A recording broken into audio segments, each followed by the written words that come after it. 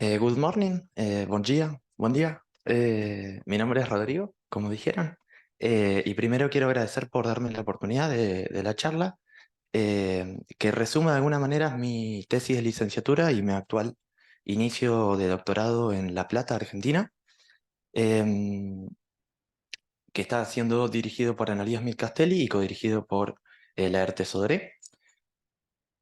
El trabajo, vamos a arrancar con la motivación, y tuvo como objeto de estudio al cúmulo de galaxias de Fornax, que luego del cúmulo de Virgo es la mayor concentración en un radio de 20 megaparsecs en el hemisferio sur celeste, donde podemos encontrar dos subestructuras, una subestructura principal y una subestructura secundaria que está en caída hacia la subestructura principal. Y arrancamos analizando este cúmulo bajo el splash, bajo la coloración splash que ya han mencionado varias veces. Si no les quedó claro lo que puede hacer splash, voy a seguir intentando de convencerlos. Eh, y splash es único en el sentido de que nos provee imágenes de campo amplio, pero sobre todo 12 filtros, un sistema de 12 filtros entre 7 filtros angostos y 5 estrechos. Entonces, el problema principal que queremos resolver es que algunas galaxias no son detectadas e incluso otras están muy sobre separadas o deblendeadas, lo voy a decir varias veces, en los catálogos de la Internal Data Release 4 de SPLAS. Y esto se debe a que los parámetros de ese extractor que utiliza SPLAS son un compromiso entre dos proyectos o dos tipos de proyectos que son galácticos y extragalácticos, es decir, pretende medir y detectar galaxias y estrellas al mismo tiempo, y esto lleva justamente al problema. Entonces, nuestro principal objetivo tiene que ver con obtener catálogos en la dirección del cúmulo de Fornax con fotometría confiable, y para eso vamos a intentar identificar distintos conjuntos de parámetros que nos permitan recuperar las galaxias que ya sabemos que son catalogadas como miembros y nuevas fuentes. En ese sentido, hemos desarrollado un código, un pipeline bastante sencillo, que en el último tiempo le puse el nombre de Messi. Quizás es un montonazo pedirle que se llame Messi. En realidad es una rivalidad con Amanda, que ya va a dar charla después. No hay ninguna rivalidad, solo un chiste. Si alguien se pregunta por qué Messi, además de que es obvio, es porque quedaba bastante bien. Measurements and Extraction with Extractor on Service Images. Bastante bien, mucho más que Maradona, era más complicado. Y si alguien quiere saber más detalles, puede escanear el QR, podemos charlar después. No me voy a centrar tanto en la charla sobre el pipeline, sino que voy a intentar mostrarle cuál es el problema. Lo otro que ven en la pantalla es una distribución espacial de los datos iniciales con los que hemos trabajado. En cruces grises son los apuntamientos de Splash, la cobertura de Splash, donde 106 campos, los verdes, fueron seleccionados, que cubren relativamente bien en un radio de 5 radios viriales las galaxias o una muestra de galaxias de la literatura. Entonces, como les dije, queremos identificar algunos parámetros y hemos probado varias cosas, pero sistemáticamente repetimos dos conjuntos de parámetros que llamamos RAN1 y RAN2, donde RAN1 busca detectar galaxias débiles cerca de las galaxias más brillantes y extendidas, que nos da un catálogo final de casi 3 millones de objetos, mientras que una alternativa es RAN2, que busca caracterizar las galaxias extendidas y brillantes. Lo que ven a la derecha, no sé, espero que se vea bien en el contraste, lo podemos pensar como una matriz donde por cada fila tenemos el mismo objeto, es decir, este es el mismo objeto detectado y medido por SPLAS e Internal Data Release 4, por nuestra RAN1 y por nuestra RAN2, lo mismo para la segunda fila y lo mismo para la tercera. Está complicado lo del cursor. Pero el primero es un caso de los buenos. SPLAS tiene ciertos problemas en los escenarios que motivan este trabajo, pero en otros escenarios funciona bien. El segundo ejemplo, el del medio, la fila del medio, perdón, es un sobredeblendeado, un deblendeado excesivo de esa galaxia. Y en el tercero, quiero rescatar el buen trabajo que hace RAN1 en detectar esa galaxia enana cerca de esta galaxia muy brillante. Entonces, queremos validar nuestra fotometría mezclando estos catálogos. Podemos mezclar estratégicamente y compararla con la fotometría de otro survey, en particular con Legacy. Acá les muestro un diagrama color magnitud, donde encontramos un buen acuerdo. Tanto en el extremo brillante y en el extremo débil vemos un poco de dispersión debido justamente a la profundidad de surveys que son diferentes. Pero si queremos cuantificar un poco más esta diferencia, lo que podemos hacer es graficar para cada uno de los objetos que están medidos por ambos surveys, la diferencia en la banda R y en el eje horizontal la magnitud en R medida por Legacy. El tamaño y los colores de los puntos están relacionados con el radio efectivo y vemos que la gran mayoría de los objetos, sobre todo los más brillantes, se parecen bastante, están dentro de más o menos 5 magnitudes de diferencia, más o menos un error fotométrico bueno, más o menos, y esta nube de objetos queremos verla un poco más en detalle, y si hacemos eso, vemos que Legacy tiene el mismo inconveniente, el mismo problema inicial que decíamos que tenía Splash, es decir, separa excesivamente un objeto en varias multidetecciones, mientras que nuestra RAN2, por ejemplo, lo hace de manera mucho más acorde, intentando tomarlo como un solo objeto y en este caso separando solo un nodo de formación estelar. Ahora, RAN2 tiene también una limitación superior, tiene un límite superior en el de blendeo. Hay un momento que para las galaxias más grandes empieza a separar estos objetos y eso surgió, nos dio con la necesidad de construir una RAN3 que justamente caracteriza acordemente estos nuevos objetos y ahí les muestro otros ejemplos. Además de esta galaxia sin mosquitos, es decir, una galaxia espiral. Es muy malo el chiste. Podemos hacer exactamente lo mismo que hicimos con RAN2 para comparar cómo es el desempeño de Legacy y el desempeño de RAN3. Este es exactamente igual al anterior, en el sentido que en el eje horizontal aparecen las magnitudes medidas por Legacy, y este de acá a la derecha cambia porque los puntos, los tamaños y los colores están caracterizados por RAN3 y también el eje horizontal es RAN3. Y vemos que esta nube de puntos se convierte o tiene otras características con nuestra información. Lo mismo podemos volver a hacer y vemos que este par interactuante de galaxias, como mencionó Yara en la primera charla, o incluso esta galaxia bien brillante, podemos separarla con una de nuestras corridas, mientras que nuevamente Legacy falla en separarla excesivamente. Nos preguntamos luego, ¿qué pasa si esto que estamos encontrando es una particularidad de la dirección de Fornax? Y entonces extendimos nuestro análisis a el supercúmulo de Hydra y a Stripe 82, y encontramos que todas las RAN, aunque ahí no aparezca RAN3, funcionan acordemente. Y también hicimos una pregunta un poco más ambiciosa, ¿qué pasa si testeamos en otros surveys? Ya mencioné lo que le pasa a Legacy. Lo mismo le pasa a JPlus, el gemelo del norte de Splash, e intentamos ver qué pasaba con Mini JPass, el prototipo de prueba de JPass, y vimos que para JPass hay una estrategia distinta al resto de los surveys y funciona bastante parecido, similar a una combinación de nuestras ejecuciones, mientras que, como ya dije, para Legacy y para JPlus encontramos el mismo problema. También lo que encontramos como algo bueno para nuestras corridas es que los tres conjuntos de parámetros funcionan bien en distintas imágenes con distintas características y distintas condiciones de observación. Seguimos afrontando algunos problemas en el sentido de que tenemos catálogos extragalácticos confiables, pero igualmente los catálogos tienen algunos inconvenientes. Por ejemplo, tenemos falta de información en alguna de las bandas.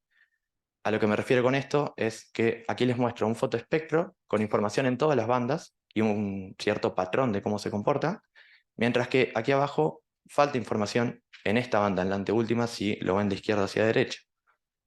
Cuando pasa eso, Sextractor le da un valor nulo que lo contabiliza como 99, y lo que queremos hacer mediante técnicas de Machine Learning es estimar, predecir este tipo de falta de información en un rango de magnitudes acorde.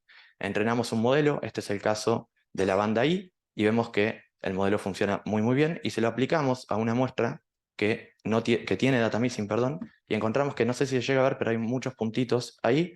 Acá tenemos los valores reales en el eje vertical y en el horizontal los predecidos. Vemos que estos valores que tenían data missing caen en el rango de magnitudes que esperamos. Otro problema es que si queremos analizar galaxias, tenemos que tener una buena clasificación de qué fuentes son estrellas, cuáles son galaxias y cuáles son trash o objetos espurios. Y para eso también usamos una técnica de deep learning para hacer esta clasificación complementaria. Y solamente quiero no entrar mucho en detalle, pero sí mencionar de que no es fácil ponerse de acuerdo qué es un objeto espurio. Lo que al menos definimos para este trabajo son dos tipos de objetos espurios. Bien. Unos son objetos que están en el borde, acá no hay zoom, acá hay zoom. Estos objetos no son objetos reales. Y por otro lado, estas puntas de las spikes saturadas de las estrellas, Sectractor las interpreta como objetos que no son reales. Construimos entonces un modelo que nos permite clasificar bastante acordemente lo que nos planteábamos, y voy a intentar resumir un poco de qué les estuve hablando y dejo el trabajo a futuro en los siguientes pasos para que me lo pregunten. Lo primero que quiero decirle es una advertencia, es que tenemos que tener cuidado cuando usamos surveys para análisis específicos. Si no los convencí, después podemos seguir charlando. Y que hemos construido y desarrollado un pipeline que nos permite automatizar todo el trabajo, que es público, que lo pueden usar, que pueden hacer sus propias ejecuciones, y que hemos encontrado al menos 3 parámetros como una propositiva ante el problema, RAN 1, RAN 2 y RAN 3, que no solo funcionan bien en Splash, sino que también en imágenes de JPlus, de Legacy y de Mini JPass. Ya tenemos cubierto Fornax, el supercúmulo de Hydra y Strike-82, y tenemos 3 catálogos extragalácticos asociados a estos conjuntos de parámetros. Estos catálogos también están siendo utilizados por el proyecto interno de Fornax, de la colaboración Splash, y como un ejemplo de sinergias entre surveys, están siendo usados para seleccionar targets en el proyecto Chances de la colaboración Formos, que Chris a continuación les va a contar más detalles. Así que eso es todo. Muchas gracias.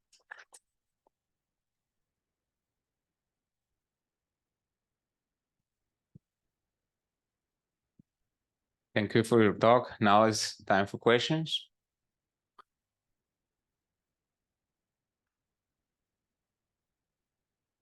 ¿Español o inglés?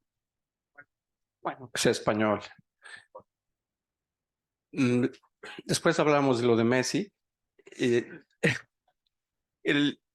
es inevitable casi preguntarles, más bien pregunto si en algún momento podríamos platicar sobre el tipo de criterios que hay sobre el background y sobre la PCF y ese tipo de cosas que son fundamentales, porque de eso dependen los resultados.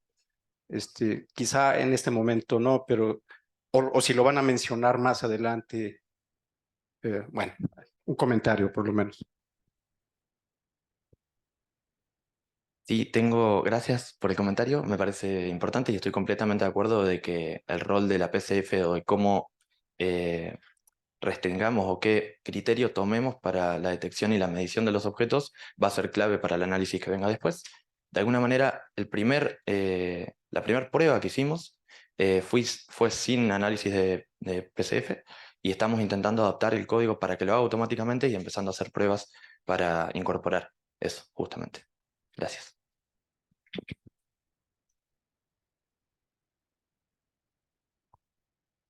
Do you have any statistics on how many galaxies you detect, or down to which surface brightness, especially dwarf galaxies? Can you comment on that? ¿Puedo responder en español? No hay un número certero en el sentido que depende justamente qué criterio tomemos para decir hasta dónde ponemos el límite, pero sí contamos con muchas más de las que estaban catalogadas, que eran aproximadamente, por lo que encontramos nosotros en nuestra muestra, 1000 galaxias.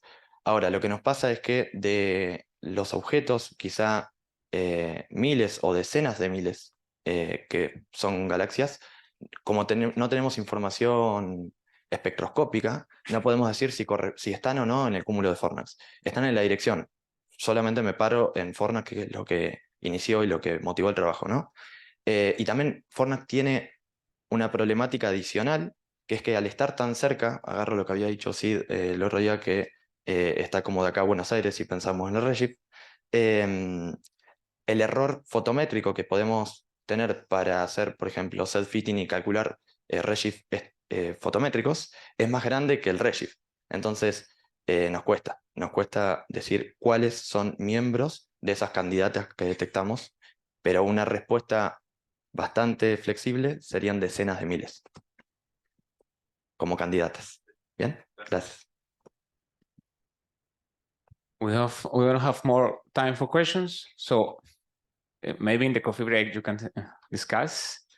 Now we're going to have our second talk, so please, Christopher Haines.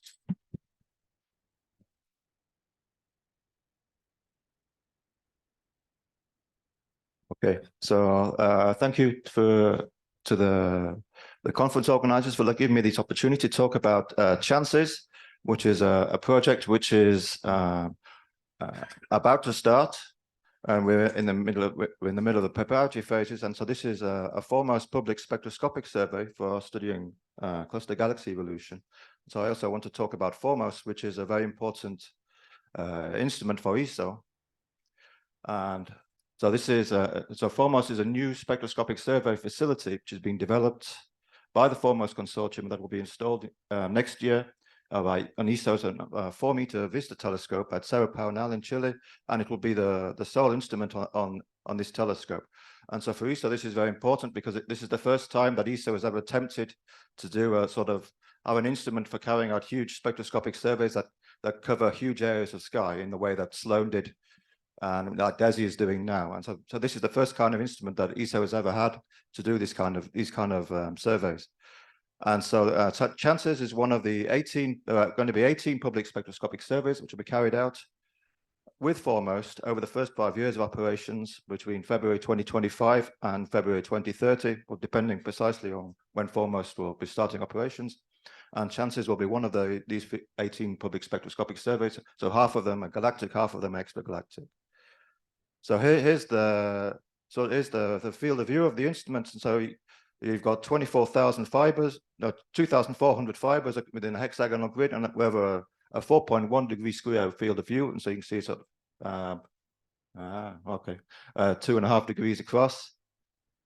And sort of one of the more important aspects of this is that the complicated aspect is that the fibers are relatively fixed within the sort of uniformly distributed across this field of view, and they can be moved slightly, place them on top of stars and galaxy, but overall you're going to have a sort of fairly uniform target density of 400 targets per square degree over field. And so that there are two types of fibers. There's 1,600 low resolution fibers which cover continuously, give continuous wavelength coverage between 3,700 and 9,500 angstroms at a resolution of 5,000, and then you also have 800 high-resolution fibers for stellar astronomy at a resolution of 20,000. And so this gives you an idea of what Foremost is going to do over the next 5 years. So this is one of the latest results from the simulations of combining all of the surveys together. And essentially, we're going to sort of completely cover the southern hemisphere between -80 degrees and going up to sort of 5 degrees north. And this is about 25 million objects. So this is the Chances team. So we have a co-PI, so there's myself and Yara Hafe, who gave the talk at the beginning of the conference. And we also have 40 or so members, mostly in Chile, but we also have friends in Brazil and Argentina, as well as in Europe. And so what is Chances going to do? So Chances, on a basic level, is a cluster galaxy evolution survey, and it's going to target 300,000 galaxies or so, around 150 of the most massive galaxy clusters, going out to both in the local universe and going out to redshift 0.45. And one of the most important aspects is that we're not just covering the center of the cluster, the visualized region of the cluster, but we're going out to 5 R200, and we're going down to about R of 20.5, all using the low resolution spectrograph. And so one of the aims is to provide legacy spectroscopic support for the eROSITA X-ray mission, complementing the Foremost consortium eROSITA cluster redshift survey. And so they are targeting essentially all of the galaxy clusters that eROSITA is going to detect, but they're only trying to get sort of 10, 15 galaxies just to get the redshift of each cluster. But we want to essentially map all of the galaxies in and around sort of these most massive, the rarest most massive clusters across the foremost extragalactic footprint. And so we have 3 sub-surveys. And so we have the low redshift sub-survey, which is targeting 50 low redshift clusters going out to redshift 0.07, as well as 2 superclusters, the Shapley supercluster and the Horologium supercluster. So these are the 2 most massive structures in the southern hemisphere. And also some of the nearest systems that Rodrigo talked about, so Fornax and Hydra clusters. I know each case we're targeting galaxies going out to 5R200, and certainly in these cases we're going down to very low stellar masses, 10 to the 8, 10 to the 9 solar masses. And then we have the Chances Evolution Survey, which is targeting the sort of the 50 most massive galaxy clusters going out to redshift 0.45. So these are Planck selected clusters. And the aim is essentially to track the evolution continuously of cluster galaxies over the last 4 billion years. And then we have the Chances CGM survey. So this is aiming to observe 10,000 quasars which are behind clusters which have been detected by UV-Theta. But these clusters have to be above redshift 0.35, and then the aim is to get look at MG2 absorption systems in these quasars to look at the circumgalactic medium of galaxies within these clusters and see what the effect of the cluster environment on the circumgalactic medium. And so essentially the key science goals is to sort of quantify when, where, and how star-forming galaxies are being transformed in and around massive clusters, as Yaro went through yesterday in great detail, and in particular to build up the understanding of how the present-day population of present early-type galaxies are built up as a function of stellar mass, not just of a highest, but for Milky Way mass galaxies, but also going down to the dwarf galaxy populations. Also to track the ongoing assembly of massive galaxy clusters at late epochs, because clusters are doubling their masses over this kind of timescale since redshift 0.4, 0.5, and identifying the filaments and the galaxy groups which are bringing mass and galaxies into these systems. And one of the particular sort of motivations is to look at pre-processing the transformation of galaxies in galaxy groups before they get to the cluster. And we also we want to look over the dwarf galaxy population, particularly in the low redshift clusters, and track the continuous evolution of cluster galaxies. And so as with that, we want one of the key things we want to look at is pre-processing. And let's see if I can get this to work this time. Okay, so this is the function of star-forming galaxies as a function of cluster century radius. And so this is the function of field galaxies. So in the field, most galaxies are star-forming. And in the sense of clusters, almost all galaxies are quiescent. And as you go further out, but even a long way out, we find that the function of star-forming galaxies is significantly lower than that in the field. And this is beyond the region where galaxies can bounce out of clusters. And so we need something to transform galaxies before they get into the clusters. And so Yaro actually mentioned this work of Paulo Lopes et al. So they were looking at they're splitting the galaxies in which were in galaxy groups and those which are not in galaxy groups. And so if you have the function of galaxies outside galaxy groups, I think this is the blue curve. And if you have the galaxies within galaxy groups, it remains significantly below. And so it's the fact that you have galaxies in groups which are then being transformed before they arrive in the clusters that is likely the key responsible for shooting of star formation before these galaxies get anywhere near the cluster. And so previously, I had looked at this using XMM data to identify galaxy groups around 23 massive galaxy clusters around redshift 0.2. And so you can see, so this is an XMM image of April 1835, and we found lots of extended X-ray sources around this cluster. And we had excellent spectroscopic data, so we were able to identify which of these groups belong to the cluster. And we did this for 23 massive clusters, and we found there were lots and lots of galaxy groups around these clusters. And in fact, we found 39 in total. And we found that looking at the galaxies in the groups, they were much more likely to be quiescent than other galaxies at the same distance from the cluster. So this was an indication of pre-processing. But the key limitation of this is that the XMM data only essentially covers going out to the virial radius and slightly further. So it doesn't allow you to identify galaxy groups over the entire infall regions of galaxy clusters. But this is going to be changed because now we have UV-Theta, which is essentially an all-sky X-ray survey. And in principle, this is going to detect not only the all massive galaxy clusters in the observable universe, but a low redshift is going to take systems like galaxy groups in the infall regions of clusters. And so on the left, you have one of the first light images from UV-Theta. So this is the merging system April 3391, 3395. And so you can see you've got two entry systems. And I looked at this, and I wasn't looking at the clusters themselves. And I was looking at that. You see all these extended X-ray sources around there. And you're thinking, which ones of these are galaxy groups? So it's bringing in new galaxies into the cluster in along filaments. And so, this is one of the clusters that we're going to be observing with chances. And so we'll be able to map in detail where the filaments and which groups are falling into this cluster. And so we're mostly targeting clusters from the German half of the US Eta sky, which fortunately for us is mostly lies in the southern hemisphere. And so this orange region is the region which is covered by the German half. And so this is the region which will be released fairly soon.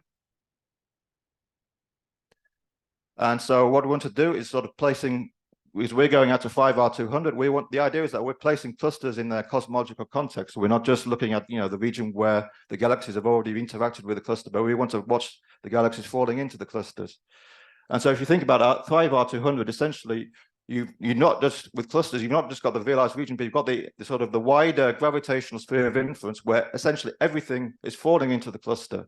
And so going out to 5R200, if you look at the lines going out, so you have essentially each of these lines here showing the infall of galaxies into the cluster. So this is showing all of the galaxies going out to sort of 10 megaparsecs from the cluster. And you've got the infall of everything within sort of 5R200 falling into the cluster. And so will be a future member of the cluster. And on the right, you can see that this is mapping, this is from Kuchner, and you've got galaxy groups and filaments, and you can map the whole thing in sort of three-dimensional structure. And so this is what we want to do with chances and map these groups and infalling filaments. And so we can see so this is the comparison sort of with the Wing survey, which previously covered the sort of the virialized regions. And now we're going to sort of going out to 5R200 to similar kind of low stellar masses. And for the evolution sample, we're not going to go quite as deep in terms of stellar masses, but we're going out to 50R200. And so here we're just showing the most massive galaxy clusters that we're going to be observing. So it's Planck selected. And so for the target selection for the evolution sample, we're using Deccan Legacy Survey photometric redshifts, which have only just recently become available. And actually we see that they work pretty well, going down to our magnitude limit. So this is for a redshift 0.4, which is very nice. And for the low redshift clusters, we're using particular S+ data. And so Rodrigo very nicely gave a presentation explaining how they're selecting the galaxies, particularly for Fornax and the Hydra clusters, which are one of the key systems that we're using. And for where the clusters were not in the main S+ survey, we've been using CHileAN time to observe these clusters, to map the other clusters. And so we have S+ data for all of the low redshift clusters. And one of the advantages of being in the south is that we're going to have a lot of synergy with H1 surveys like Meerkat and Wallaby in the near future, which will be able to mask the gas content. And so most of the galaxies we're going to be detecting in H1 are low mass galaxies. And so these are the galaxies particularly that we're going to detect. And we'll be able to look at the effect on the gas contents of galaxies as they fall into the clusters. And so I just want to sort of summarize here. And one of the key things I wanted to say is that actually we have a new position opening up soon. We recently got an ESO committee mixed up funding to hire a postdoc for 2 years. So if anyone's interested in cluster galaxy evolution, please talk to me. Thank you.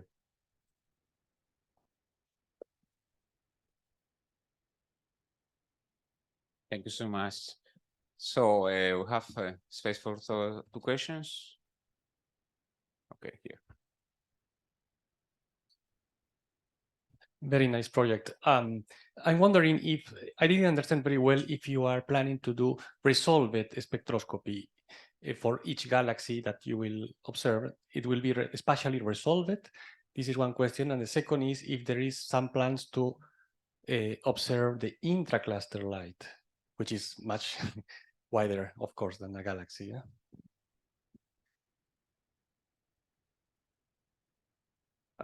So for the first question, no, unfortunately, because we only have fibers, and so it's a fiber. We're only covering the center of the cluster. The center of each galaxy, and so there are no IFUs on this instrument, so we can't do anything like that. And I forgot what the second. Oh, the intercluster light. I guess not directly, but I guess there will be Euclid data coming for a lot of these clusters. So we'll be able to use that'll be the ideal instrument for data set for combining that with chances. We'll have the spectroscopy, and they will have the really deep near-infrared imaging to look at the intercluster light, I think.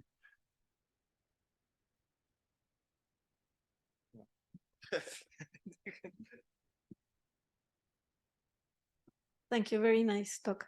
I don't know if this makes sense, but if you start going at high redshift to look for the most massive cluster at high redshift, that might be, you might have some sort of Malmquist bias.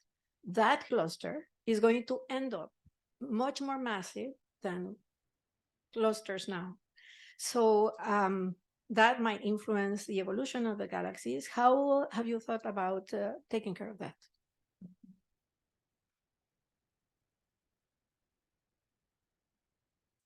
Yeah, I mean, this is something there is actually no way of getting around this, because there are no clusters like as massive as the galaxy clusters that we're looking at between redshift 0.15 and 0.45. There aren't any in the local volume, because it's such a small volume, and so yeah, we're limited in the sense that there aren't.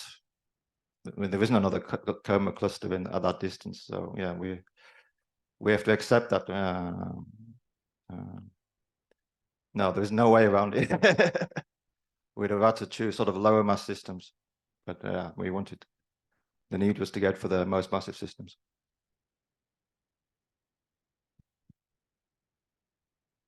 Thank you again. So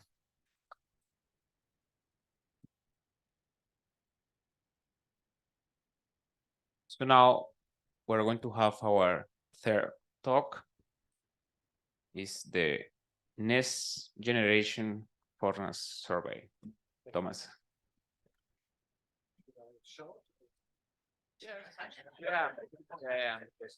Thank you. All right. Can we go back to the first slide? No, way. Yeah, there we go. Okay. Well, thanks to the organizers for giving the opportunity to talk about the next generation Fornax survey. So I want to stress this is also all the results that I will be presenting are the results of many people, dedicated hard work, really excellent stuff that you will be seeing here. So what we're doing is basically looking at baryonic overdensities in the local universe, right? So here you can see a cartoon of structure formation, right, within the space-time confinement of our universe, right? 94 billion light years, 13.8 billion years in time, and then you get, right, with the coupling strengths of the fundamental forces, you get this. And so to understand what this mix of complexity gives you, right? So you can see here you have the free choice to focus on whatever scale size you want, but in our case we are looking at the 30 megaparsec cylinder around essentially our neighborhood. You can see many overdensities, right? So here's the Fornax cluster, Virgo cluster, and there are many filamentary groups. So Coma is actually out there at 100 megaparsecs, which is actually the first or the nearest real galaxy cluster in the local universe. But I would like to focus on results now, particularly on the Fornax galaxy cluster. So we are doing a massive survey of the virial sphere, extremely deep, in multiple wavelengths, right? From the UV cutoff of the atmosphere to the K-band. For the UV optical, we use DECAM, right? So everyone probably knows what it is. It's a large format camera here, sitting at the Cerro peak at the 4 meter. And for the infrared, we used the precursor of Chris's foremost project, the Vista camera that was previously on that telescope that will host now Foremost. And so these were large format cameras, or are still large format cameras. And if you combine now this filter combination, right, you get extreme diagnostic power. So let me demonstrate this to you. So what we have is basically UGRIZ, JK. So the SED coverage is sort of shown here, and then you can start understanding, right, how the SEDs are now convolved into this filter set and what information you can get out of the combined color sequences, right, in terms of the stellar population properties of the targets and the redshift. So to augment this, we recently also added the UV from Astrosat. So there is a poster out there, 549. You're welcome to look at it. So we cover the virial sphere. You can see the coverage here. So this is the virial radius of Fornax. It's a large area, really. And we have exquisite depth in UGI-JK, right? But this is really the most important part. We control, right, to a great degree how we deal with scattered light and the combination and stacking process of the individual frames, right? So we're approaching 30th magnitude per square arc second in surface brightness, right? So that's pretty competitive. And we are controlling the photometry, and you will see this in the next slide, to a fantastic degree across the entire field, right? And that opens up a whole new level of science that you can do. Right, so this whole field is 55 square degrees. We have a little bit smaller field here in the near infrared, also to great depth, right? K, 24th magnitude. So I want to highlight how important photometry is. Right, so this is really heroic work by Paul and Jasna here in the top right. I think Paul is here. Jasna is somewhere probably in the audience. They have checked every frame, okay, for photometry 0-point offsets of this survey. This survey has hundreds to thousands of frames, calibrated essentially every snapshot that you take through the atmosphere, right, as the objects move across the sky, and put this on a solid baseline, right? So we have this accuracy across the entire field, right, which is completely unprecedented, right? Not even, I don't know, DES is doing this probably to that degree. So if you don't do this, right, you're getting a mess. So here's a comparison with another survey. I'm just going to say that.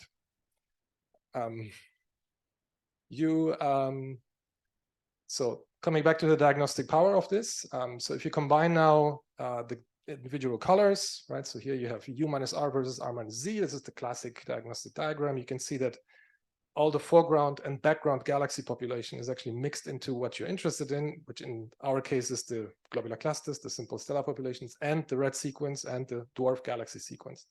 But if you add the near infrared, suddenly you get a tomography of space-time, right? You can decouple foreground, right? So this sequence here from redshifted background and essentially the passive evolutionary sequence and the simple stellar populations just by using photometry, right? Which is amazing. If you add now the shapes of the sources, right, you can even more decouple the individual sources from each other, right? So you have cross-contamination rates below 5%, which is also insanely clean samples. So what do we do with this? So Jasna is leading a project of actually looking at the globular cluster, so the point source-like population in the survey field, and tying this together with how efficient you make globular cluster formation in individual types of galaxies, and where do these, let's say, metal poor, metal rich, old, young, intermediate age globular clusters live inside the cluster environment, right? So there is a poster out there. I will leave it at that. A subset of these point sources are nuclear star clusters. So if you do this now carefully, and if you reduce your photometric errors to that degree where you can fold this into the simple stellar population model predictions, something really miraculous shows up. You have a bimodality in nuclear star cluster properties in dwarf galaxies, right? So they are the younger, more metal enhanced, lower mass nuclei, and they're the older classic massive, let's say, dead nuclei, right? So if you now compare this, now it gets really interesting. If you compare this with the mass ratio to the spheroid, the host spheroid, you're getting now an inverted sequence. So you can see this here. This is the mass ratio of nucleus to galaxy versus the galaxy mass. And there are two sequences of nuclear formation, right, in dwarfs. So this is completely new. No model can reproduce this sequence to date.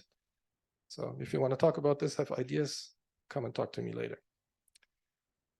And then we get to this. So this is now probably the most, single most high density empirical galaxy formation diagnostic plot ever produced.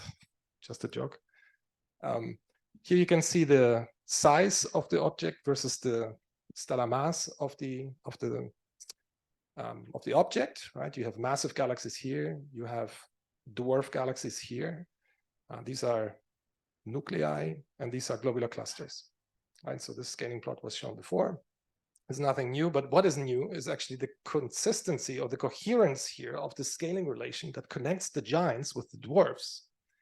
Right, so this is a volume limited sample, and you can see here a tremendous impactful insight, right? If you compare now the isodensity curves with how these scaling relations are actually angled, right? So if you do that, it means that dwarf galaxies, and take this please as a, the result of hierarchical structure formation. This is the local snapshot in time where galaxies arrive in time to show you this scaling relation, right? So dwarf galaxies apparently grow inside out, while giant galaxies grow outside in the halo through halo accumulation of mass, right? And there is something really interesting going on in between that no one is talking about, and I think this is really the core of astrophysics: how you do structure formation, moving from the core dominated mass assembly, let's say, of galaxies to the halo dominated mass assembly. It has probably to do with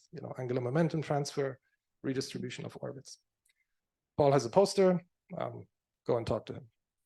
And then we built an H-alpha filter for DECAM, and we are doing now resolved, so spatially resolved, extremely deep H-alpha diagnostics within individual galaxies. I think so. There were several questions before in the panel discussion yesterday. So what happens if you now go from galaxy averaged, let's say, specific star formation rate scaling relations to resolved, right? So per pixel specific star formation is. And you can see how much information you throw away if you just consider galaxy averaged quantities. So I will leave it at that. If you want to know more, come and talk to me. And by the way, this filter is available to the community.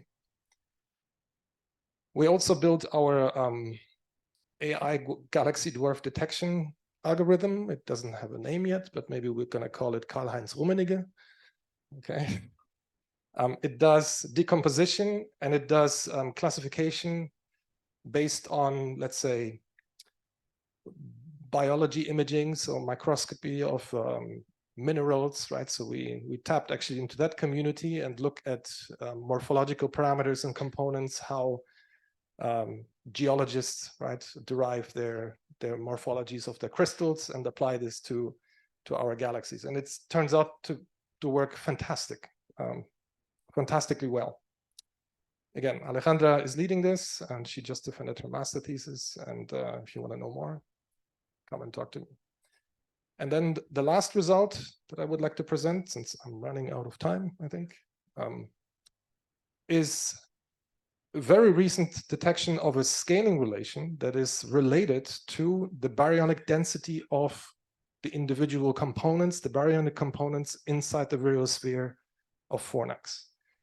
What you see here is the baryonic density in twice the effective radius for all the dwarfs in the Fornax as a function of scaled virial distance, right, to the massive giant elliptical NGC 1399. And since we have the depth and the population size, we have about 1,000 dwarf galaxies now. If you trace now the density that is being predicted by the NFW profile of the cluster, right, you can see that the population of galaxies just veers off and stays constant at some point in the outskirts. And that happens inside the virial radius. So we were stunned by this. If we plotted this, right, we just, what's going on? There must be a bias. Then we looked at Virgo, and we saw the same thing. And it's not our data, right? It's someone else's data. And then we looked at the Milky Way, NM31, and it's the same thing. There is a scale size inside the virial sphere where the baryons react to the cluster potential, which tells you a lot about, shredding, type disruption, and how galaxies are actually processed within these entities. And then Matthias looked also, so he's spearheading this. He looked at TNG 50 clusters, and it's exactly the same thing. So we think we discovered something, fundamental that has to do with how galaxies are being processed within their dark matter halos, within the cluster environment. There's probably, a lot to do with what Yara was talking about in the plenary talk. Okay, I'm just going to flash really quick. Since we have the depth of the survey, Juan Pablo is working now on background galaxy clusters, right? So we're reaching out to redshift 0.8. We can beautifully see red sequences, right, in a fantastic diversity of background galaxy clusters behind Fornax. And then the follow-up will be neighborhood watch. So Rohan Radgonga is also here having a poster. He's implementing basically the same techniques to lower density environments to see, what differences we can figure out in terms of these fundamental scaling relations in the field. So I'm going to leave you with this, and I'm going to take questions. Thank you.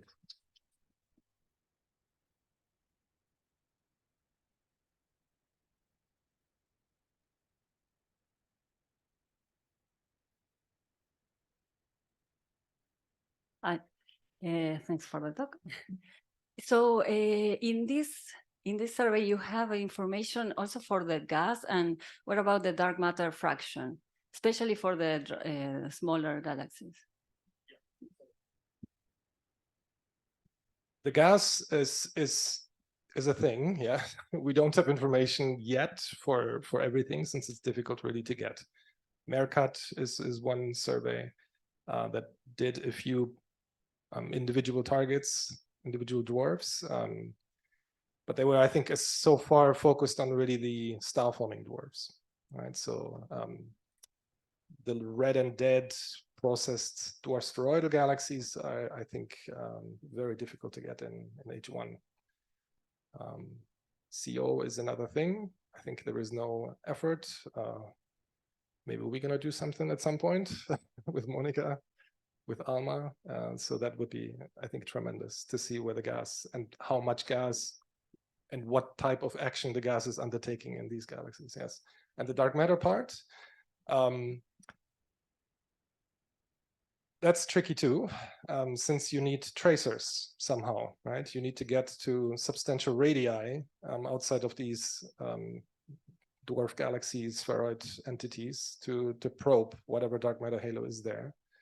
So you would need globular cluster kinematics, maybe. You would need IFUs, deep IFU data. It's expensive, so someone needs to do it. We cannot do everything. Yes. Yeah, good luck. Thanks, nice talk. So in the plot that you show of the size-mass relation, that you consider as a new diagnostic for galaxy evolution, I think that's true.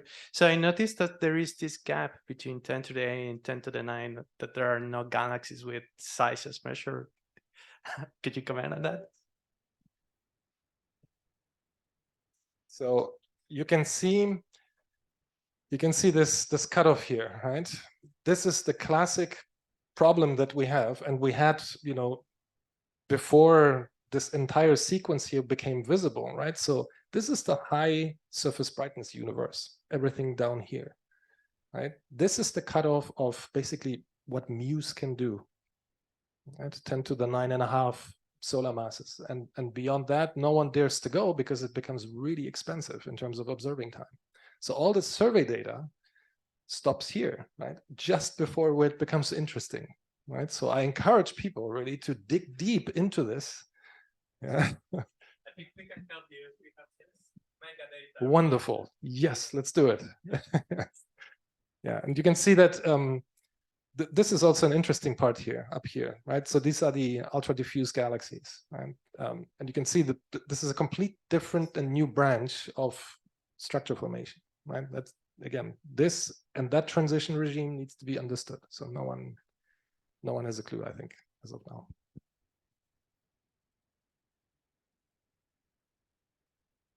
Thank you, Thomas.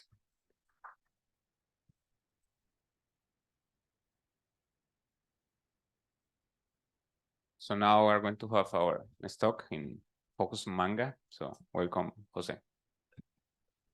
Thank you, everybody. Okay, Well, thank you for having me. I'm Antonio Vazquez from the Universidad Nacional Autónoma de Mexico, and I'm going to talk about the morphological characterization of the MaNGA galaxies. In particular, I'm going to focus on a catalog that we have been built recently. So, well, as you may know, the standard galaxy formation scenario involves inflows, cooling of cosmic gas, mass aggregation in the halos, etc. But the main point here, I'm going to focus on the interplay between between the cosmic cool gas accretion onto galaxies, galaxy mergers, star formation processes, aging activations, feedback, and dynamics that all together give us the morphological thing that we observe in galaxies nowadays. So, and this is the important part, at least for my talk. On the other hand, MaNGA. MaNGA is a project that observed around 10,000 galaxies using the integrated field spectroscopy. So this is the largest sample that has this kind of observations, at least for the local universe, of course. And one of the great things with MaNGA is that 2/3 of the sample covers, covers at least 1.5 effective radius of the galaxies, as we can see in this figure. So we are thinking about morphology, and what happens if we relate the morphology with this kind of information MaNGA can give us. So one of the things we have in mind is that if we explore the evolution of the Hubble sequence in terms of the evolution of the parameters that are in MaNGA, so we can explore new ways and scenarios of the galaxy evolution. So this is why we are interested in the morphology. So, as we saw yesterday, the morphology of galaxies, and especially the Hubble sequence, is very important in many studies of the galaxy evolution. So many talks yesterday were talking about this. Of course, in MaNGA, we have some approaches using this classification. One is based on the Galaxy Zoo, and the other, is based on deep learning. Both of them were using images from the SLOAN Digital Sky Survey. More recently, Galaxy Zoo also includes images from the CALs. As you may know, the CALs have deeper images, so probably they have better results. Unfortunately, Galaxy Zoo, they don't give us direct classification on the Hubble sequence. So with this in mind, we came up with the idea of having a classification, a very detailed classification of the Hubble sequence for the MaNGA galaxies. And now I'm going to ask you some questions before starting to the main point. So for example, this galaxy for me is a lenticular galaxy. Who agrees with me? Hands up. What other kind of galaxy it could be? Dwarf galaxy, probably? Nuclei. Probably that could be a good approach. Who knows? Okay. So next one, this one. So this galaxy for me probably would be something between SA, following the Hubble sequence, because we appreciate the arms around the galaxy. I would say probably this is an spiral galaxy, of course. No? Well, these galaxies are exactly the same. So on the left-hand side, we have the galaxy observed with SLOAN, and on the right-hand side, we have the same galaxy observed with the CALs, or what we call the DESI legacy imaging surveys. So as we know, deeper images give us information about the structures around the galaxy that cannot be appreciated in samples like in SLOAN, for example, like in this image that we see this structure around galaxy. So because we have the idea of have a very detailed morphological classification, and also we realize that these images would be ideal to detect details that people didn't see before. We are going to use these images because one of the great advantages is that fortunately, these legacy surveys covers 98% of the MaNGA samples. So this is ideal to carry out the morphology. To do this task, my collaborator Hector Hernandez and I, we built a mosaic like this for the 10,000 galaxies in MaNGA. In this mosaic, we have the image, the colored image from the SLOAN, the colored image from the legacy surveys, the residual image after subtraction of the best surface brightness model using the DESI pipeline, and a filter enhanced image to enhance the details in the center of galaxies. So when we look at this mosaic for the 10,000 galaxies, we are able to assign a morphological type for each galaxy. So we did this visually for all of these galaxies. Because of the images we have and the quality of the image, we were also able to detect and classify bars into bar families as well, following the Buta scheme. Of course, we were able to detect the tidal features around galaxies, which are evidence of interactions or mergers of galaxies. So now I'm going to focus in the results on the morphological classification. First of all, I would like to show you this plot that is a distribution of our classification in red, that is this one.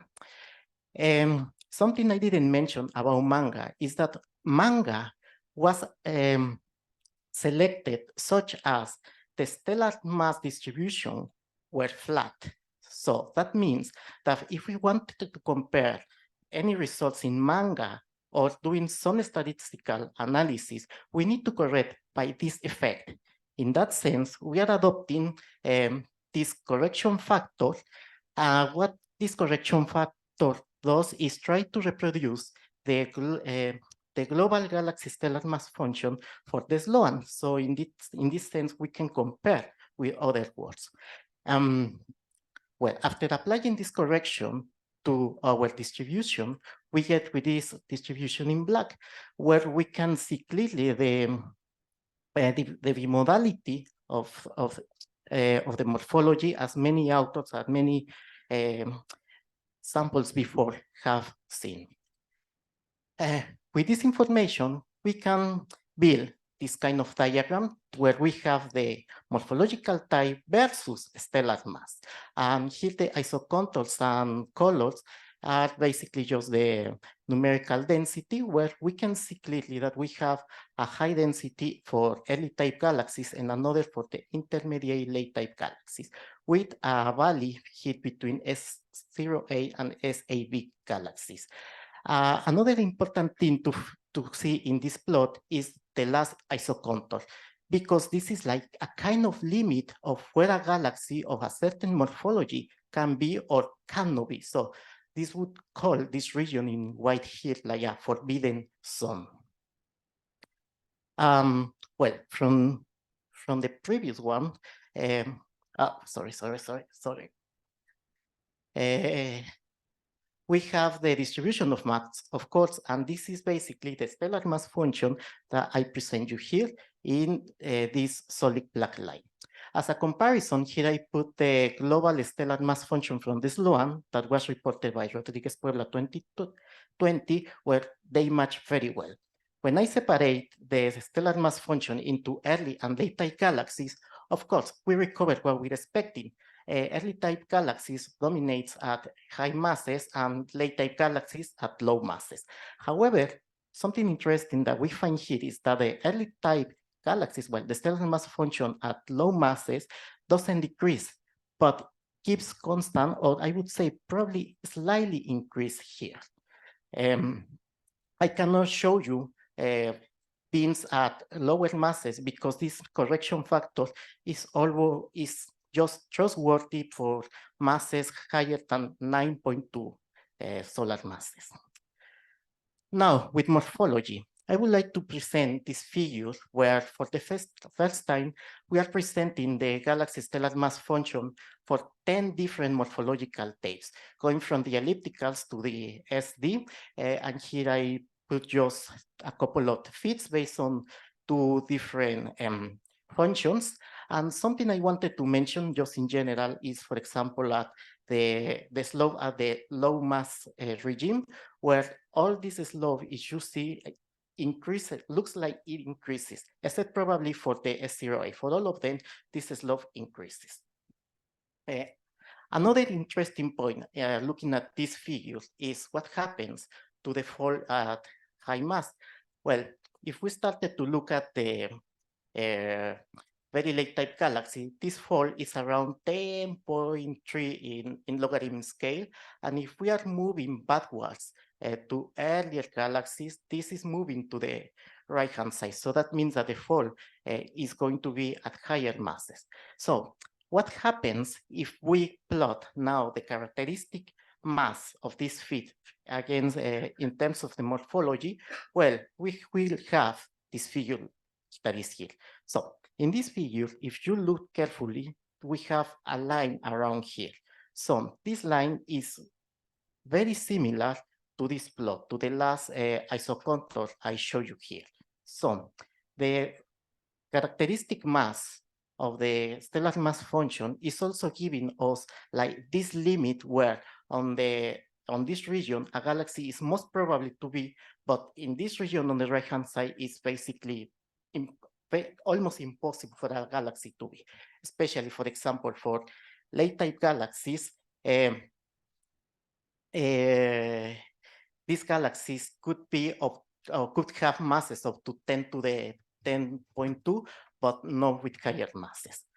So finally, I just wanted to show that if we combine this information with the results in MaNGA, we can create these kind of plots where we color this the same diagram in G-I color and stellar mass, where we can see clearly a transition.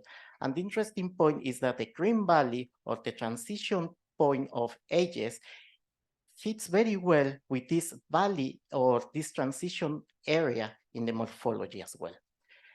Finally, well, I'm going to skip this. Finally, I wanted to say that all this morphological information is available in a value-added catalog already in CHileAN, where you can find the morphology, the identification of parts, and the tidal features.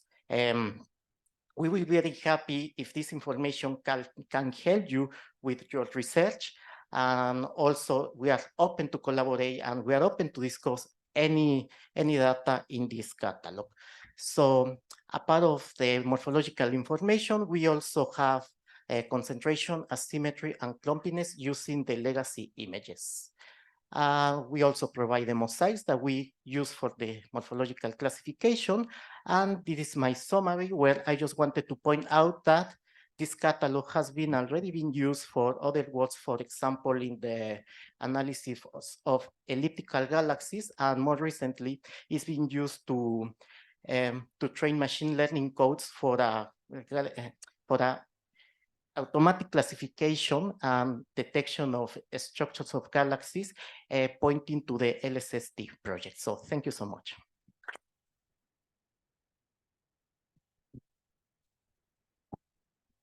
Thank you, Antonio, for your talk. So now we have time for questions. Oh, there.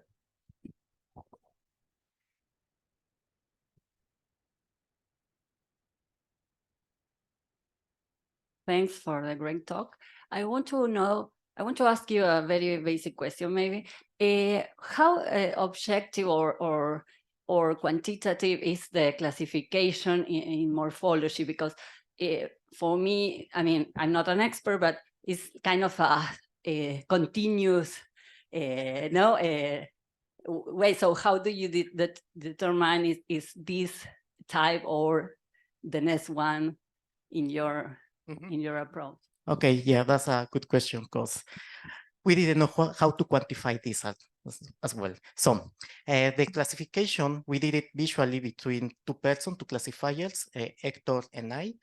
And after we were looking in the literature that 1987, I think, made this analysis with different classifiers with the same experience, and they conclude that a dispersion of ±1 type is the normal dispersion because of the subjective subjectivity of this task.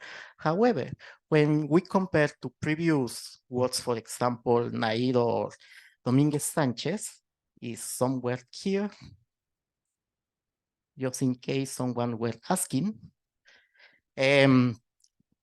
So basically, the classification is quite close between what we have did, that is in the y-axis, and Nair is in the x-axis, and the dispersion is around exactly plus minus one type. So of course, we have some details because of the images we are using, but in general, we agree well, at least of 2 types SC, that is this point. So in that sense, we think our classification follows the tendency, and that's why we think this is reliable.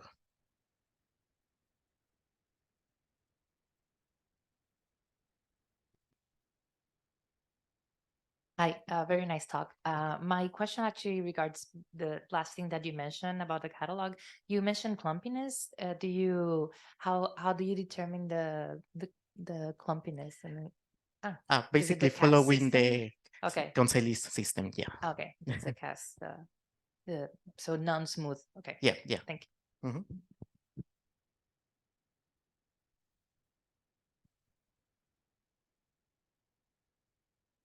Thank you again, Antonio. Okay, thank you.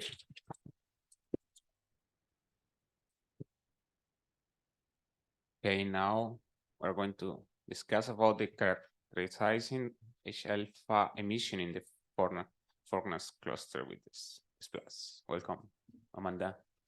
Yeah.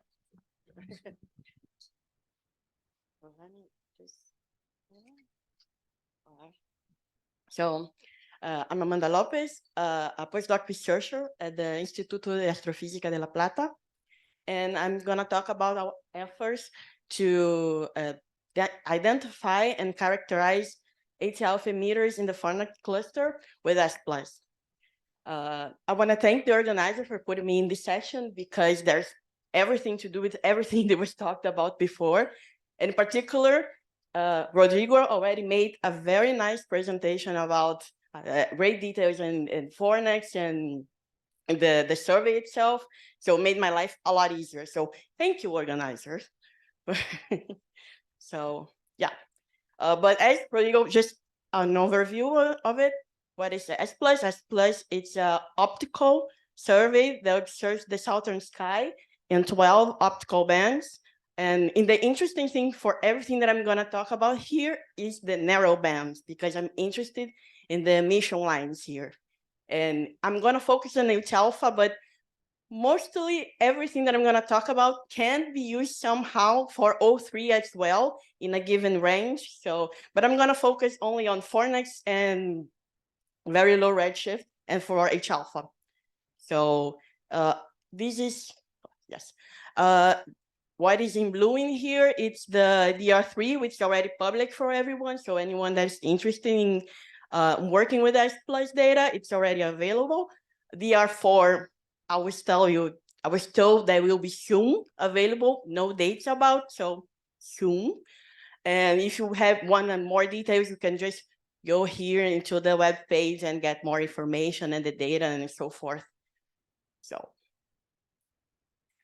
yes, and why study emission lines in S+? As I mentioned, the major reason is the narrow bands, because every time you have a narrow emission line inside a narrow band, you have an excess from that, and it's easier to detect the presence of the emission line and somehow quantify it. And why do you want to study emission lines? Well, emission lines are related to very different processes.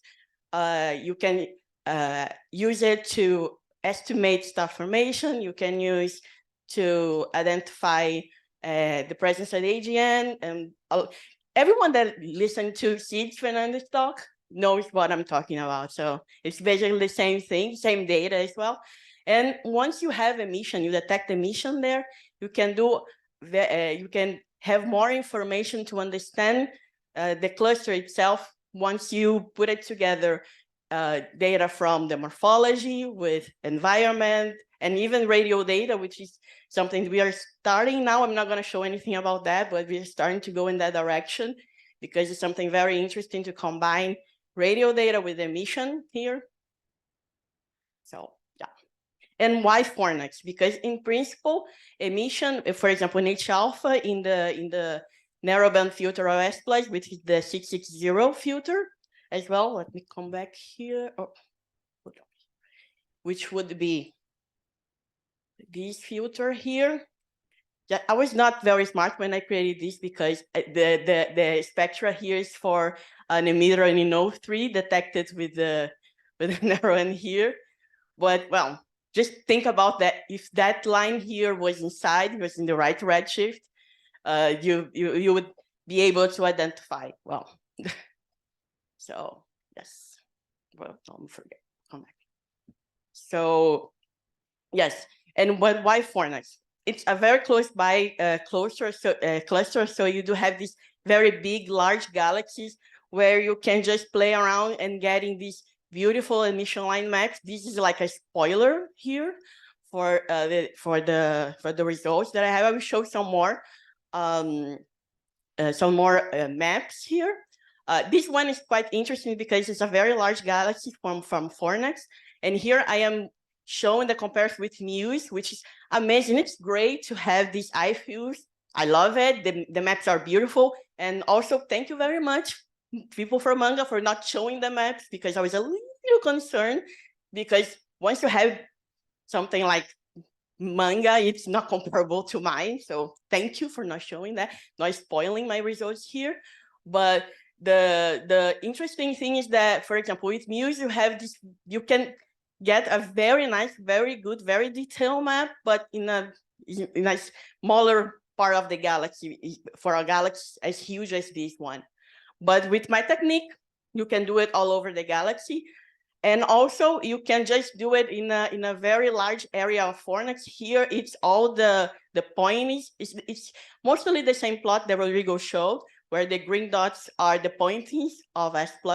And you can just go around this and searching for emitters, for example, or if you already have a membership, for example, in case of Fornax, which I'm going to talk about here, if you already have a list of members for this cluster, you can just go there and check if there is, if you can recover this emission. So yes.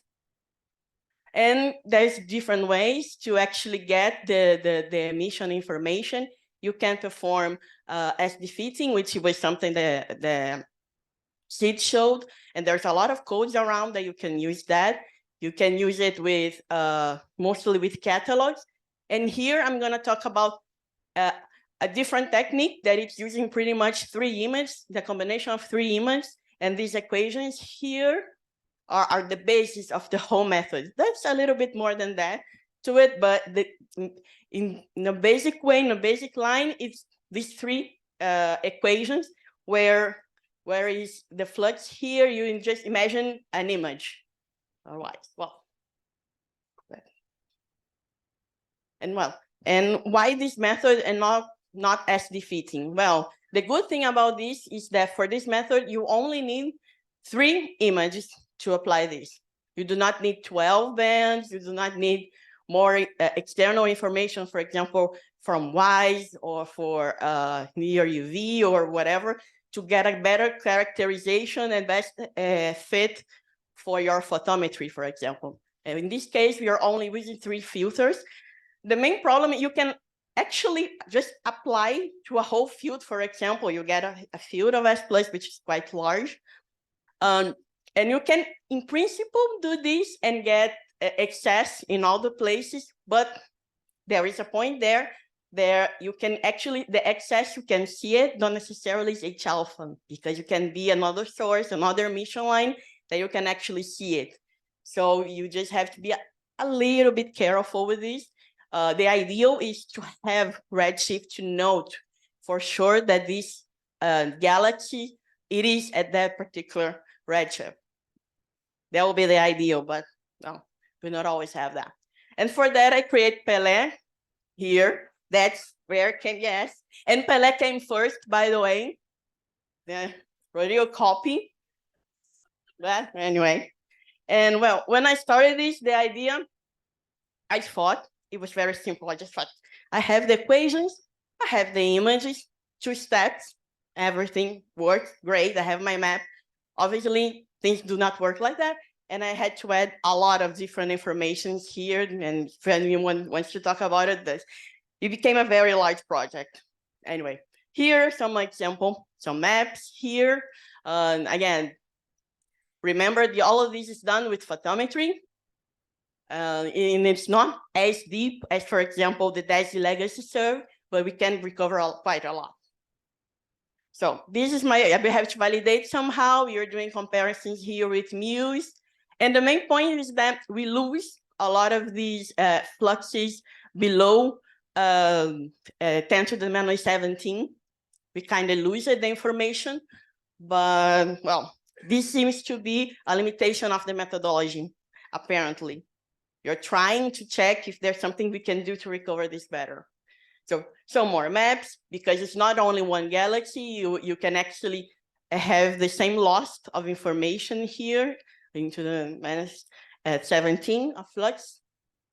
And this is, if you just use a catalog, for example, with galaxies that have radial velocity, or which we actually know that H alpha should be inside the filter that we expected. And we find among these 213 galaxies, we find 79 emitters that are all around here. I kind of separated the morphology. I do not trust morphology. Actually, by eyes, when you look, oh, this is spiral, this is irregular, this is an elliptical, whatever. I do not believe much in that, but well, I did it. And here is more, and here I just pointed out that the irregulars that I'm calling here, it's regular with peculiar, with interacting. It's a mix of things here, and obviously they have a larger fraction among my emitters. They are all around. And one thing that I like to point out is that we do not have much emitters at all in here, is because we do not have confirmed members. And in that way, chances will be very nice, because hopefully we are going to be able to fool this with known members, with confirmed members, and we can have a better view of what's going on. And also, most of these irregular, peculiar kind of interacting emitters are located in this region of recent infallers, which more or less is expected. So things seems to be making sense. And as I mentioned, I do not trust morphology by eye. So what did I do? I tried to just get a better sense of what is going on. And we use Morphometrica, which for people who don't know, it's a code that is open source. It's there, you can use it if you want. And it pretty much fits the distribution of the light. And then you have different morphometric parameters, such as surface index, asymmetry, concentration, entropy, and so on. There's a lot of different parameters that you can have from that. It's rather simple in a way. You just give the images, the PSF models of these images, and then the code kind of gives you the morphometrical parameters. That's the main idea here. So just very quickly, because actually this was not supposed to be here. This was just because I'm going to participate in a different conference next week, which is about surface index. So I had to make a connection here, and I want to just do one presentation because I'm kind of lazy. So, but anyway, and the idea, I did this for the IBAN, and we have, most of them have low surface index, for example, in the IBAN. So Satiris, I kind of did it in 12 bands to see what happened. It kind of fails, for example, this case on the, exactly in the H alpha filter, is this galaxy, here, is this galaxy here? But it's just a curiosity. We don't know much what's going on in this. We're still starting to analyze this. And the same thing, we have some tendencies here. It's not very clear what's going on. So I'm not going to talk much about this.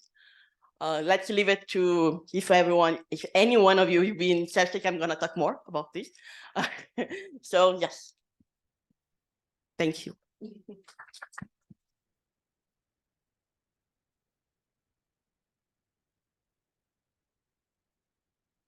So I will give you 1 minute to finish your summary. No, it's okay. Okay, because yeah. Okay, so now we're going to have time to questions. There.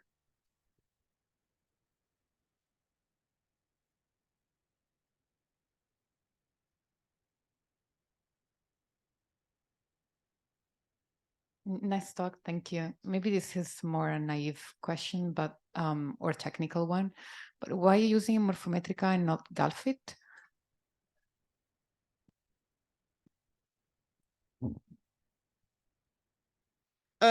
Just because I have a collaborator that actually is the creator of Morphometrica, so it was just easier. It could be Galfit. Yes.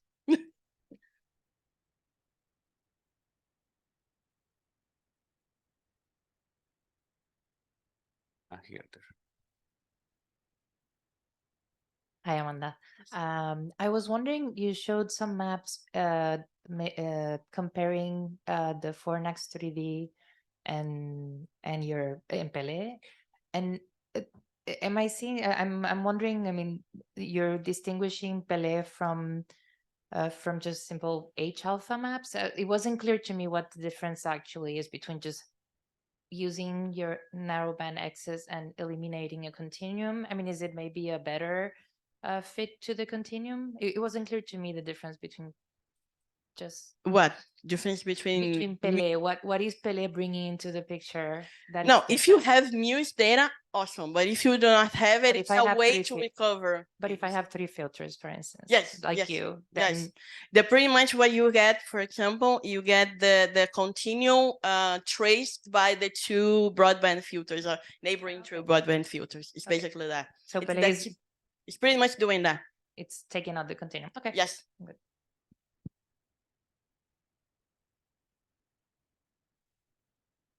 Thank you again.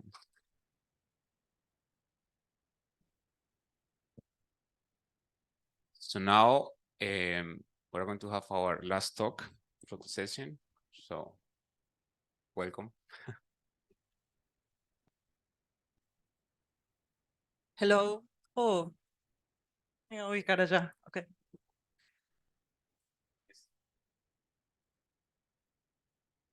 Lo practiquen ahí.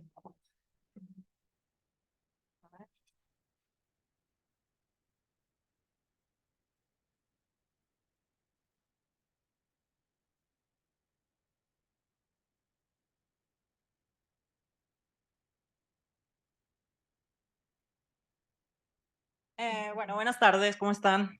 Mi nombre es Vanessa, estoy terminando mi doctorado en el IATE, un instituto que está en Córdoba, Argentina, y desde ahí llevamos a cabo un estudio que es el de identificación de galaxias cerca del plano galáctico con datos del BBB, es decir, en el infrarrojo cercano.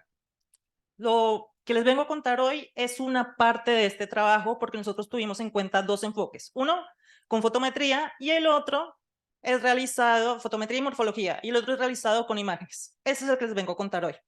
Entonces, para comenzar, nosotros sabemos que la identificación de galaxias se complica en el óptico cuando estamos cerca del plano galáctico porque tenemos polvo, gas y una gran concentración de estrellas. Entonces ahí el trabajo es un poco difícil. Sin embargo, existen relevamientos como el TUMAS, IRAS y el BBB y su extensión que nos permiten identificar un poco más fácil las galaxias y de esta manera poder estudiar la estructura que se encuentra detrás de nuestro plano galáctico. Entonces, lo que quisimos hacer fue utilizar los datos del BBB, aprovechar que tiene más de un 80% cubierto de plano galáctico y que tiene uno de los pocos catálogos de galaxias hasta el momento en esa zona, en esa región.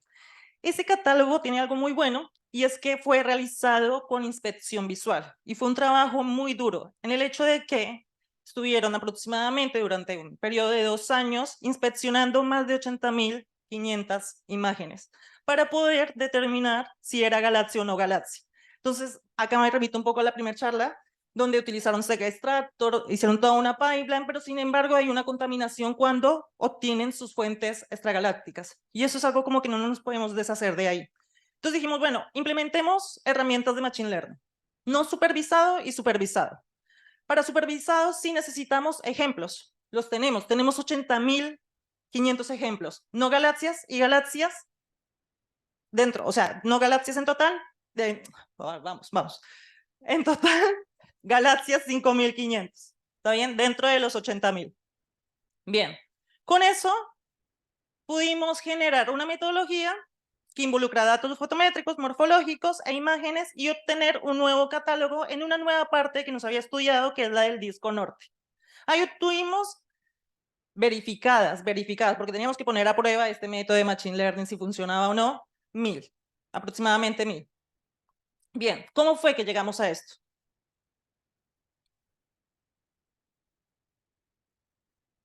Para mí es muy importante empezar que la ciencia de datos, el aprendizaje automático, no supervisado o supervisado, depende no solo de los modelos, que a veces nos dicen, bueno, redes neuronales, sino también depende de los datos que les estamos ingresando. Por eso fue que decidimos trabajar con dos enfoques, fotométrico, morfológico e imágenes.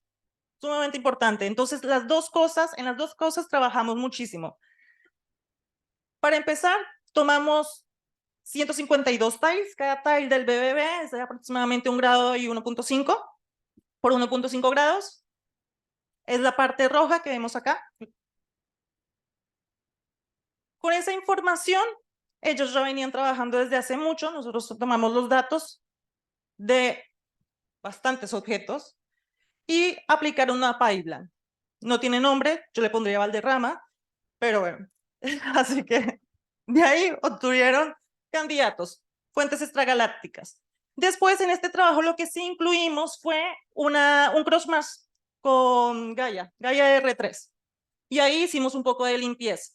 Luego teníamos la clasificación de Baravale del 2021, no galaxias y galaxias, y a este conjunto lo dividimos en dos.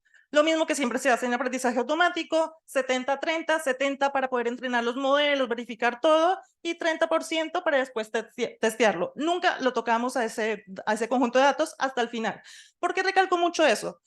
Porque en el procedimiento nosotros agarramos nuestros datos de entrenamiento y lo devolvimos a dividir, pero esta vez en un 80-20.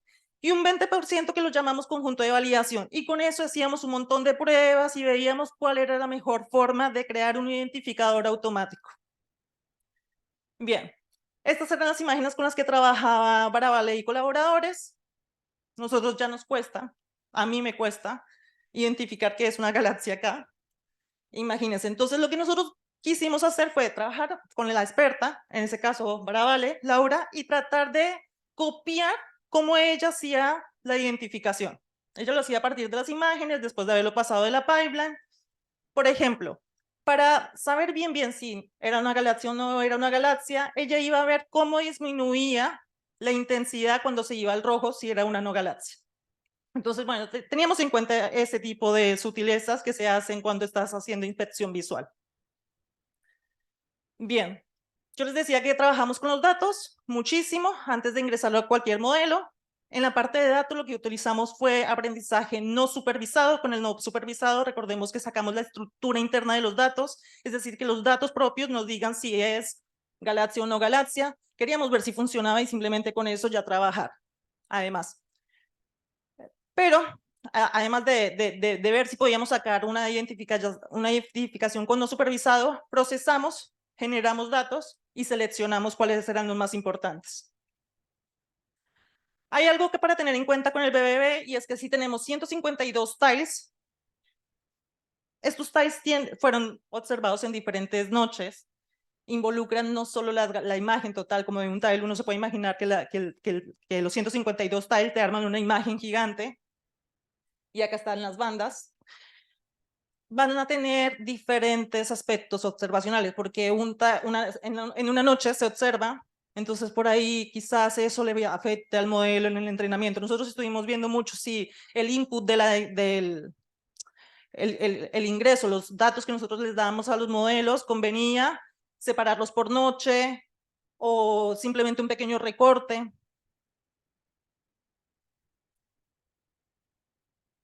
O si nos servía nada más tener el centro de la galaxia o un poco más grande. Bien, todo este tipo de cosas las comenzamos a tener en cuenta en el procesamiento de los datos. Después, en la generación de nuevas características con imágenes es un poco como que difícil, porque vos ya tenías la imagen y después decís, ¿qué más hago? Bueno, nosotros dijimos, veamos, escalemos las imágenes según sean todos los datos del tile, o sea por banda, o sea por imagen. ¿Qué nos sirvió más? La mejor información que pudimos encontrar es que siempre es bueno, lo obvio, trabajar nada más con la imagen y escalar por banda. Eso era como lo más informativo. Después lo que tratamos de hacer fue una diferencia de bandas, una cosa como de tratar de reproducir el color. Sabemos que no es igual, pero quizás nos daba alguna información. Después el método de escalado fue con el min-max y se nos ocurrió que estaría bueno quizás hacer algo que ya hace una red neuronal, que es la CNN, pero hacerlo a mano. Y es incluir filtros, un kernel que te detecte el borde del objeto. Quizás eso era informativo. Bien. ¿Cómo evaluamos si era bueno o no? ¿Cómo evaluamos si era una galaxia o no una galaxia con no supervisado? Utilizamos el método de PCA, inspección visual de los resultados, y el método de Haines. ¿Qué encontramos acá? Nada. O sea, aprendimos que estos métodos no sirven mucho para este tipo de tarea. ¿Qué pasa? Con estos métodos, uno lo que termina haciendo es separando entre intensidades. Es decir, estos métodos no tienen en cuenta la topología, la forma de los objetos, y eso sí es importante, y eso sí lo puede detectar una CNN, por ejemplo. Entonces, bueno, después de haber aprendido esto, ¿qué es lo que no tienen que hacer? Vayan directo a lo supervisado. De todas formas, creamos con esos métodos, esos algoritmos no supervisados nos permitieron construir 3 conjuntos. Uno con un escalado, que es el que les conté hace un ratito, el otro de diferencia de bandas, y el otro, imágenes que incluyeran imágenes solamente con el borde, que fue aplicar el borde de suavizado y detección de bordes. Valga la redundancia. Bien, respecto a los modelos, brevemente, lo que hicimos fue aplicar aumentación de datos, porque es notable, teníamos muchas no galaxias, entonces eso podía afectar el aprendizaje del modelo. Nosotros probamos todo, balanceando, no balanceando. Después lo que hicimos también fue, bueno, los modelos, elegimos 3 y las métricas. El balance, lo que tratamos de hacer fue aumentar la clase minoritaria, es decir, aumentar los ejemplos. Aplicamos algoritmos que crearan nuevas galaxias de forma artificial, donde poder tener todo balanceado, no galaxias y galaxias. Y otro método era bajar los ejemplos de no galaxias y subir un poco los de galaxias, bien, para que no fueran muchos artificiales las galaxias. Bien, eso con aumentación de datos, con modelos utilizamos clasificación por vector, el CNN y Random Forest. Respecto a las métricas, utilizamos Precision y Recall, F1 Score, y estas métricas fueron aplicadas a la muestra de las galaxias. Solo galaxias, a los objetos que eran galaxias, que son las que me van a definir verdadero o positivo. El umbral acá es muy importante. Uno cuando dice, bueno, sí, vamos a obtener probabilidades, entonces definimos un umbral mayor a 0.6. Voy un poquito más rápido. Finalmente, el identificador, después de lo que les estuve contando sobre los datos y el modelo, con el que mejor obtuvimos resultados fue la CNN. Esta CNN no tiene datos balanceados, que es algo que medio sorprende, porque uno pensaría que al contrario sirve que estén balanceados. Acá podemos ver en la imagen de la derecha las probabilidades que se obtienen, cómo está clasificando el modelo. En la parte superior tenemos las no galaxias y vemos que le está asignando probabilidades cercanas a 0, lo cual es bueno. y abajo obtenemos que algunas se equivocan en las galaxias. Entonces, bueno, también incluimos el modelo con datos fotométricos y morfológicos, digo, y los mezclamos. En este caso, el mejor para datos fotométricos y morfológicos es XVII, y lo que hicimos para mezclarlos fue elegir todos objetos que para alguno de estos modelos tuviera probabilidad mayor a 0.6.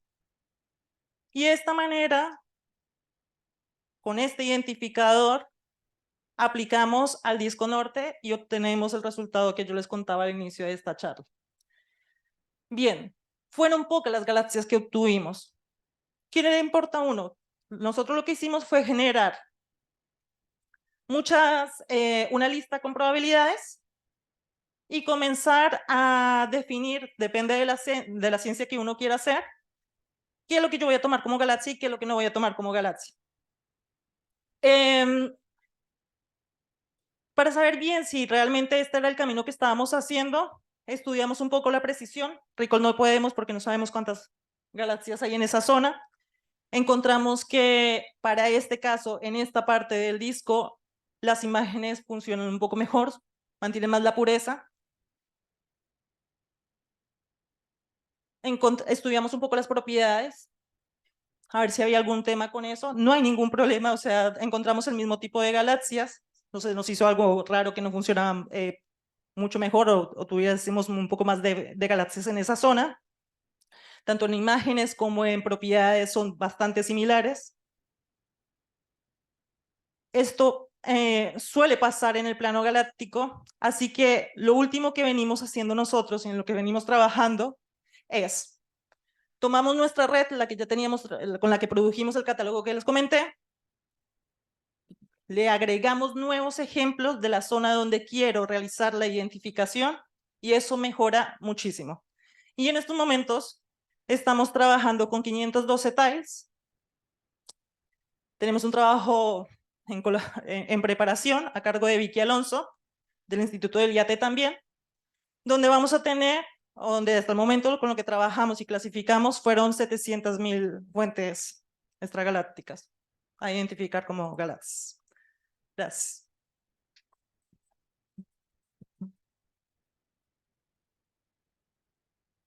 Muchas gracias, Vanessa.